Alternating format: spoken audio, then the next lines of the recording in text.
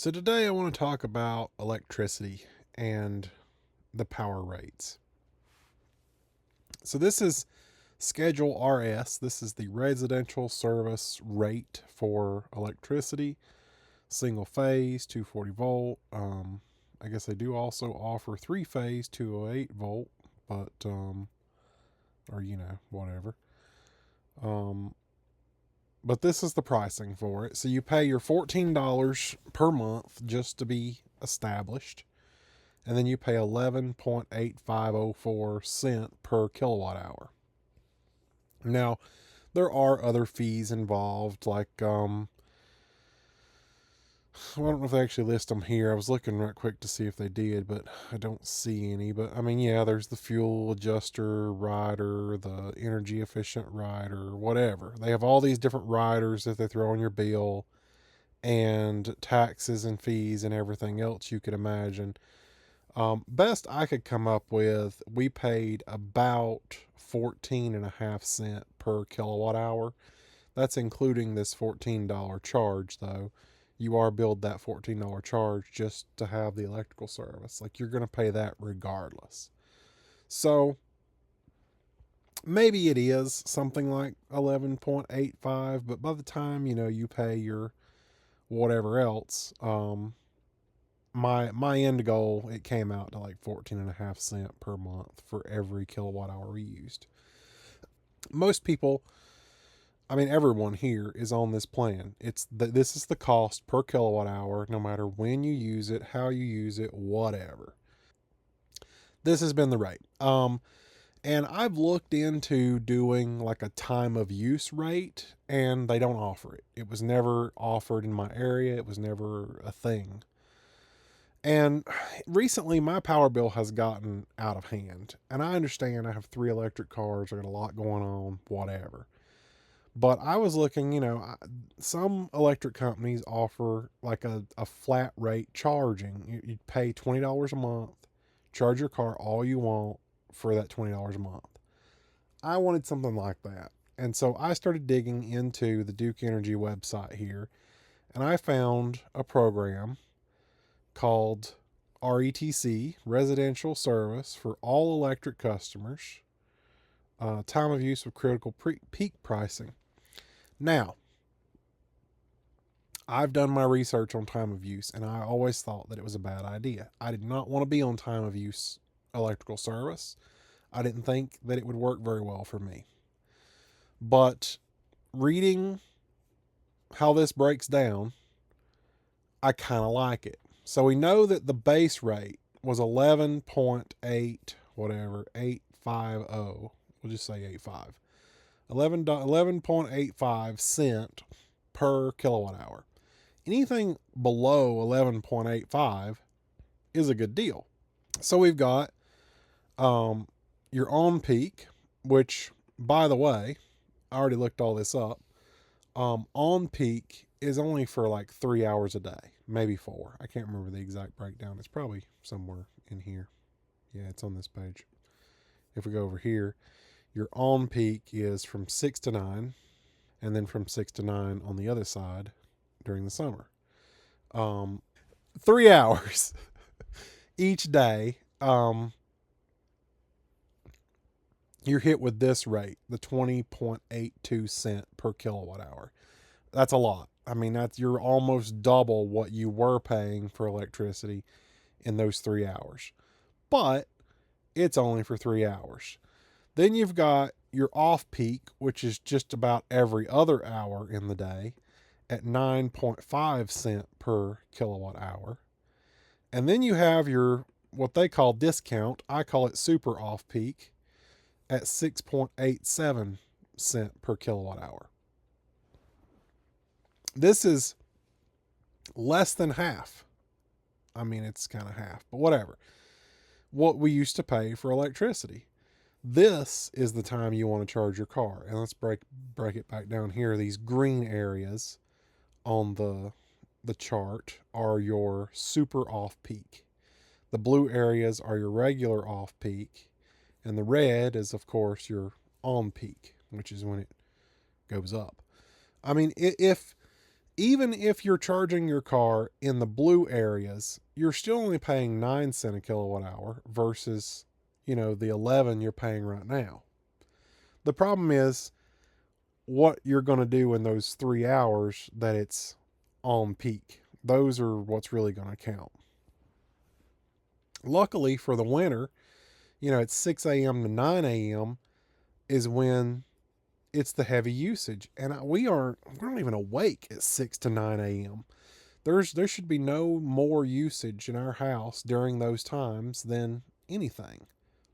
I'm not really worried about it in the winter because, the only thing running at that hour is the heat.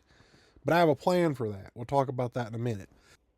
In the summer, I'm a little more concerned because at 6 p.m. to 9 p.m., that's when things are getting done. It's when food's being cooked, things like that. And that power is going to be very expensive. And we have a breakdown for it here in a little bit. But and then we got to talk about critical peak energy. Now, critical peak is determined by the power company 1 day in advance for days that power demand is super high during those hours. Now, the hours don't change. They're still, either 6 to 9 a.m. or 6 to 9 p.m. But they will let you know ahead of time, hey, we're going to go into super critical on peak hours for tomorrow. They'll give you a heads up. They'll text you. They'll let you know. And these days, there can only be 20 a year. No more than 20 a year.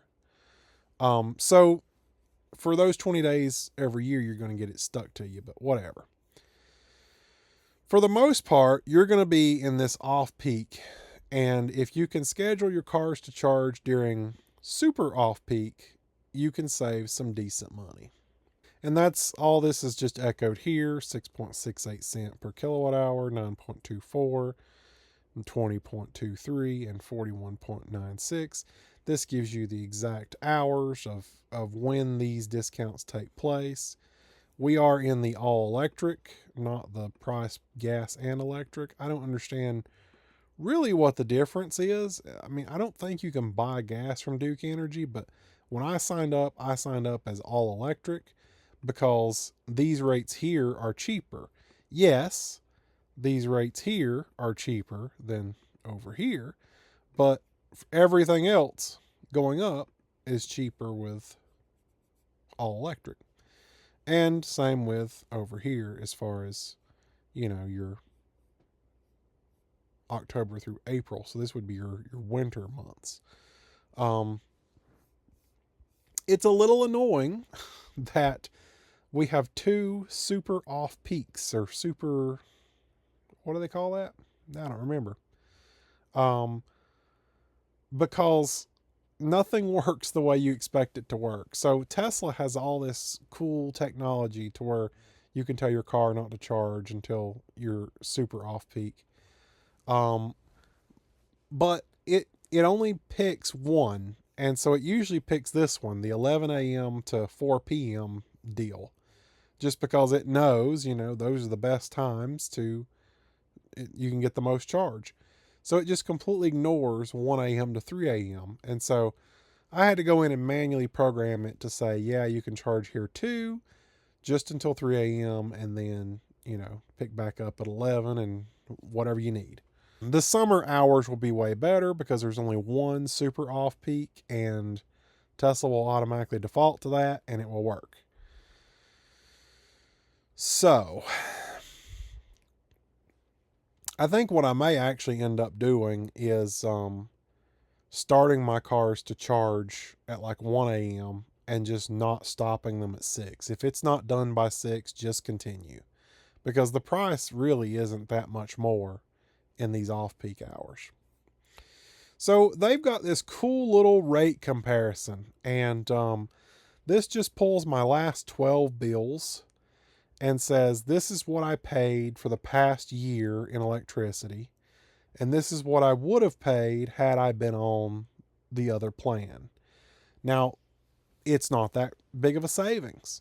But I feel like you don't accidentally walk into savings. I don't feel like, if we were on this plan all year, nothing really would have changed because, we would have had to have known about it. We would have had to have known what we were doing.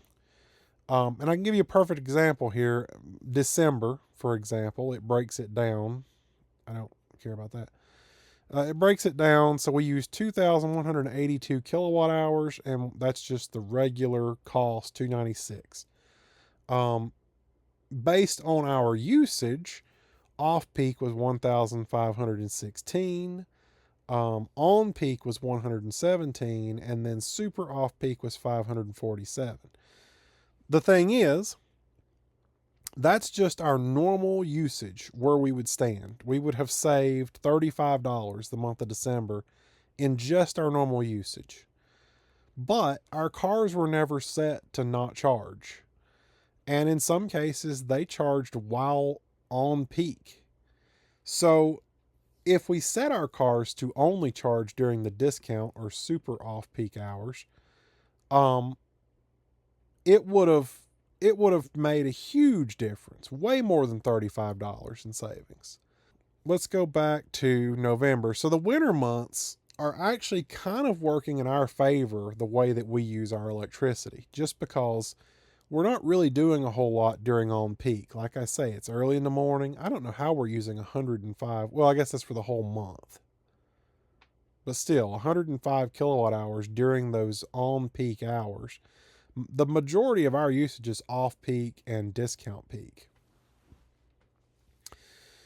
It's only when we switch over to the summer schedule, which would have been August, I think maybe September. I don't know. Let's just go to August. Only in August would it have really hurt us, because in August your peak hours are like 6 to 9 p.m. I think. Yeah, 6 to 9 p.m. And your super off peak doesn't start till 1 a.m. to 6 a.m. And none of our cars were ever scheduled to charge that late, unless I just came in late one day and plugged it in late. So we would never have seen the benefit of that heavy usage at night, because I would have never scheduled the cars to do that. So as you can see, there's only a $3 savings here on this particular month, just because most of our usage was on the off peak, and then we actually did use on peak. July, we actually would have paid more on this rate plan. June, we would have paid more. So, like I was saying, you don't mistaken your way into saving money. You have to plan for it, and you have to actually try to do this the way it needs to be done in order to save some money. Let's check. Let's see. I think it said April was the last month. So $37 savings in April, $34 in March. So, I mean, there's a considerable savings to be had when you really, break it down month by month. Now, here in January, we didn't do very good, $15, but whatever. I think it's pretty cool that this goes back a year, and you can see actual usage if you were on this plan during those time frames, and would you have actually saved. For the year, we would have saved close to $300, which I think is a big deal. The difference is, for the next month, I'm going to actually try. I've got all my cars set to only charge. Oh, don't expire. I'm doing something. I've got all my cars set to only charge during the super off-peak hours. And they are charging right now, because it's like 1 a.m., 1:30 a.m. They are charging at this moment. They haven't charged all day. I don't know if they'll finish by 3 a.m., so they may have to start again about 11, but we'll see. I'm going to try this. For the month of January, we're not on this new plan yet. I did apply to be moved to the new plan, and it doesn't start until February 8th. Our power bill this month is insane. It's like $400, and I wish I could see January here, but it's not on here yet, and I'm not sure. See, like this is last month for sure because that's all we paid last month, and we're over 400 this month. So maybe it just hasn't generated yet. I would like to go over it and just see, if there was any unrealized savings, because at this point we realize the savings and we realize what we can do to better this. And so for the month of January, even though we're still paying our base rate of what is it, 11.85 cent per kilowatt hour, we're still only charging in our super off peak just to try to get used to it and see if we can live with it. We want to make sure that the cars charge enough to make it worth it switching to this plan. We're already going to switch the plan anyway. It's supposed to be a 1-year contract on this plan, but I've been told that I can get out at any time I want. I just can't go back to the plan for a year if I do get out. So, not real sure why they do it that way, but so one other thing I'm going to do. So obviously, power every part of the day except for that 3-hour window is cheaper than we pay now for power.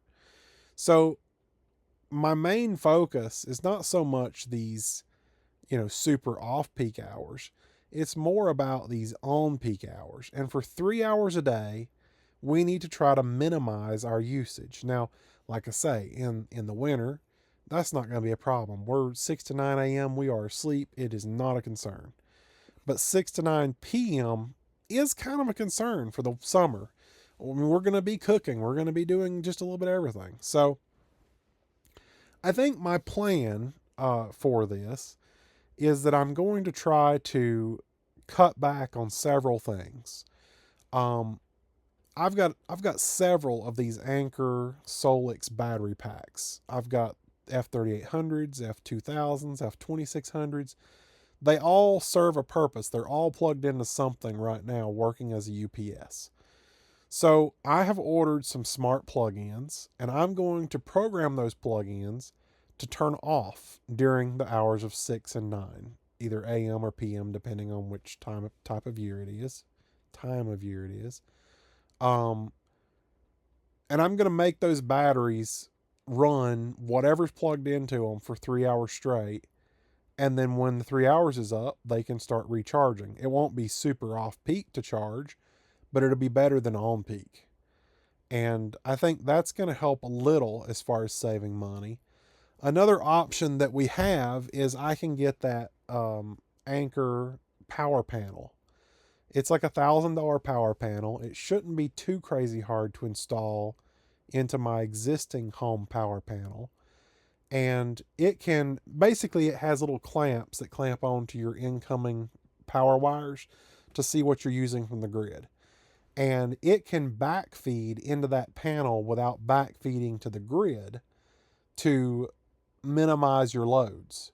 So I could program it from 6 a.m. to 9 a.m. or vice versa, to just say, if there's 50 amp of service being used, it could backfeed 50 amp. And I think there's a limit, probably not 50, but it could backfeed some electricity back into the panel to try to minimize usage from the grid during those 3 hours. Now I would have to repurpose my F3800s for that. I've got one in my room running my computer, TV, internet, all that. And I've got another one in the kitchen running my refrigerator. I'd have to move both of those to the power panel and hook them into it in order for it to backfeed during those hours to try to minimize power usage. I think it'd be more useful as far as saving money, but at the same time, not quite as useful when it comes to, backing up loads when the power goes out. Because yes, it could back up some things while the power is out, but that would require a sub panel. That would require me, moving some wires around.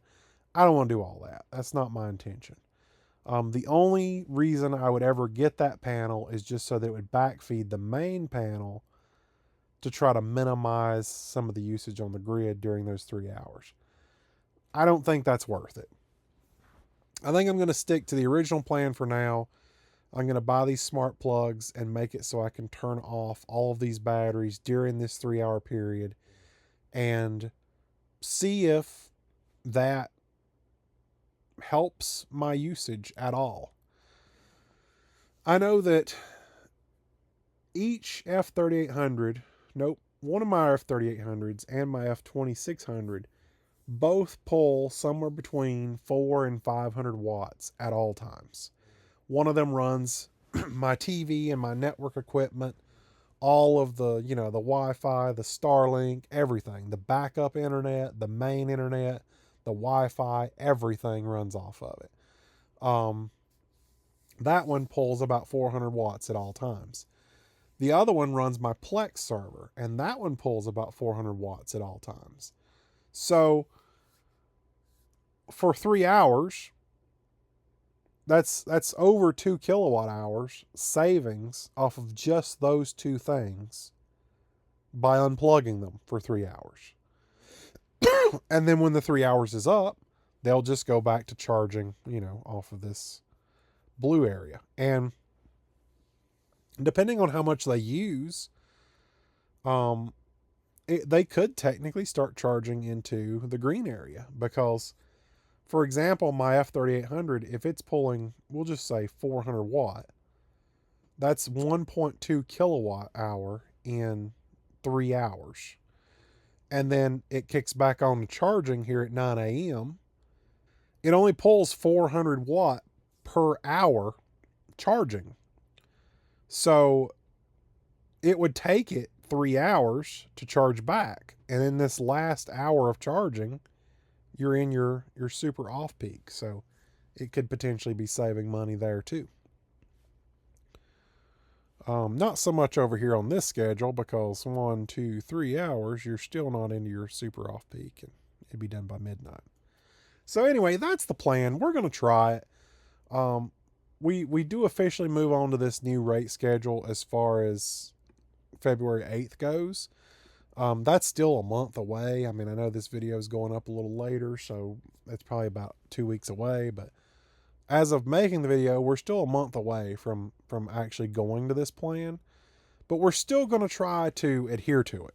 We're still going to try, I've got the cars set to only charge during those green areas, and I'm not sure if I'm going to go ahead and set the batteries to turn off during those hours, but because it'd be kind of pointless. We're paying the same for electricity anyway, and there's obviously losses when you charge and discharge a battery, so we'd be using more than we'd really be saving, even for the purpose of testing to not use during peak demand, until we're actually on that plan, and then the savings would be realized. So I don't know, we'll see. This may be a really bad idea, and summertime may come around and I say, okay, we need to go back to the other plan because we're spending way too much on super high peak demand. So I don't know, we'll see. It will be pretty easy to compare the rates, not just because of this, even though I'm sure this exists for everyone. It will be pretty easy to go back and say, for December, we're using this, this, and this. We'll add it together to be 2182, and then you can divide or times 2182 by your old rate of 11.8504 and compare it to see if I'm really saving anything. I'm sure this page also will be available for me to use for comparing, but I actually didn't know this page exists. I was trying to pull up my bill history to see my usage for the past however many months, and it wouldn't work. And then I found this page, and it works. So I understand it's like 1 a.m. They're probably, they don't have their website fully up and running. Not a lot of savings there, but honestly, like I say, I think I can do that. I think I can figure this out to get it cheaper. Let me jump to my phone right quick and I'll show you just some stuff there. So this is my Cybertruck charging stats for the month. And I've already moved it over to the new rate. So it's showing 9 cents a kilowatt hour here. but it's showing based on, 15% was only during super off peak and 85% was during off peak. And luckily I didn't charge any during peak. So it's averaging those prices out at 9 cents per kilowatt hour. Once we fully move to the new schedule, everything should be at super off peak and nothing at off peak. But this is pretty neat that it, understands the different times and how much each thing costs, and here's a pretty easy layout of, my rate plan. And can I do more? Oh yeah, I could see more. So, October through April, and it shows, that plan and what each thing costs. And then here's May through September, and it shows that plan and what each thing costs. Also, I forgot to mention, and it's showing it here, weekend does not have peak or on peak or whatever. Weekend does still have the discounted super off peak, but it does not have the on peak. That only comes during the weekdays. So it's not going to be that crazy hard to try to avoid those times. But this is just assuming, what I would have spent. Now I already know that it's a lot more. It's 1129 kilowatt hour, 1129, and let's say it's at, what was it, 11850 or something like that. So 133.78 versus 70. So I already have a huge savings here. Let's take 70 away from that. I mean, that's potentially half what I was paying to charge the truck. Now, see, that doesn't sound right. Let me pull this back up. All right, so I did pull it up. For the month, well, and there's the other thing. Only 73% of this was at home. So we could say that times 0.73. So 824 kilowatt hour of that was done at home. Now at the old rate, which was 118504, 8504, would have been 97.66, and I only spent 70, so you take 70 away. That's a $27 savings on the Cybertruck alone for the past month of charging. And that also assumes that most of it was not done during super off-peak. It was just done during off-peak. So there's definitely some savings to be had just in charging alone. And once I get things moved over to doing more super off-peak, the better. Because then, it'll actually be even cheaper. But then you can also show how many kilowatt hours in each category and whatever. And then here's so paying 9 cents a kilowatt hour right now could be 6 cents. And then here's my Model Y, my gray one. A lot less usage. I only spent $12. Now this is assuming the new rates. It's already moved over to the new rates. And I don't know what I actually spent already, because this is assuming that I've been on the new rate all along. But I would have spent $12 to charge that car 163 kilowatt hour. And then my last one, 145 kilowatt hour, again, $12. And this one has no on peak. It actually has a considerable amount of super off peak. So it's showing 8 cents based on the usage for the two, just because the average is 8. The goal is to get all these at 6. And in a month from now, even though I won't technically be on the new rate just yet, I will see what I could have spent on charging these cars for the past month. And then what I will spend once I move over to the new rate. So, should be interesting. I said we'd talk about this in a minute, and I ended the video without talking about it. So, this is my plan for the heat. This may or may not work, but we've got it set to keep the house between 71 and 73 at all hours of the day. Just before peak at 6 a.m., so at 5 a.m., I have it set to crank the heat to 73 Now, I'll adjust this for the summer, but right now we're just mainly focused on heat. So it's going to crank the heat to 73, and then at 6 a.m., it's going to drop it to 68. My hope is that in 3 hours, it will not come off of 73 all the way down to 68 before 9 a.m. when we're off of super high peak again, and then it'll just jump back up to 71.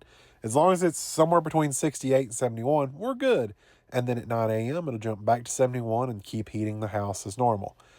That was my idea for potentially not having a lot of power during the on-peak hours.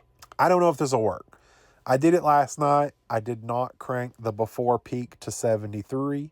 I woke up and it was 69, and I turned the heat back on because it's like, okay, that's too cold. Could I deal with it? Probably, but we'll see. So tonight I've got it. It's going to crank the heat to 73 an hour before the peak hours. And then at the peak hours, it's going to jump to 68, and we'll see if it can maintain the temperature enough during those 3 hours. Last night, it cut off at 71, and in 2 hours, it had dropped to 69. So I think there might be a chance here. And then obviously the weekend, they don't get that schedule because there's no peak hours during the weekend. So, and I don't use their Eco Plus bull crap, none of that. Don't want none of that. I'll do it myself, and I'll figure it out myself. And that's where we sit right now. So I just wanted to show one other thing here of how I've got this set up. So these are my two vehicles charging right now. If we go into settings and we go into vehicle charging, you can set your wall connector schedule. And it automatically says, oh, just schedule low cost charging, 11 a.m. to 4 p.m. But like I said earlier, it only gives you the option to do one of those super off peaks. So you can't do the other. So what I did is I just allow charging from any time from 9 p.m. until 6 p.m. So from 6 p.m. to 9 p.m., it cannot charge. There's no charging allowed whatsoever. That way we know that we're never going to be charging on super peak or on peak. We're only going to be charging either off peak or super off peak. Now, let me show you how I have the super off peak programmed. So this is the schedule. Each car has its own schedule, but you can add as many schedules as you want. So I just set the schedule from 1 to 3 and from 11 to 4. That covers both of the super off-peak hours. Now, if a car that's not mine and doesn't have a schedule plugs in, the wall connector is going to allow it to charge at any time, as long as it's not on peak, which is when when the wall connector is restricted from being able to charge, period. So I think it's the best of both worlds. I mean, this is allowing me to get the best possible rate charging my cars. But if one of my friends comes over and wants to plug in, they can plug in as long as it's not during peak hours. They can still charge at the slightly discounted rate, just not the super cheap discounted rate. But all of my cars will charge at that super cheap discounted rate. I have all of them set to this same exact schedule for now. And we'll see if I continue that schedule in the summer whenever the times change, or if I restrict the wall connectors. But honestly, I kind of like leaving the wall connectors unrestricted in case I do need to charge something, because it's still cheaper than I pay right now. So I think it's a good deal.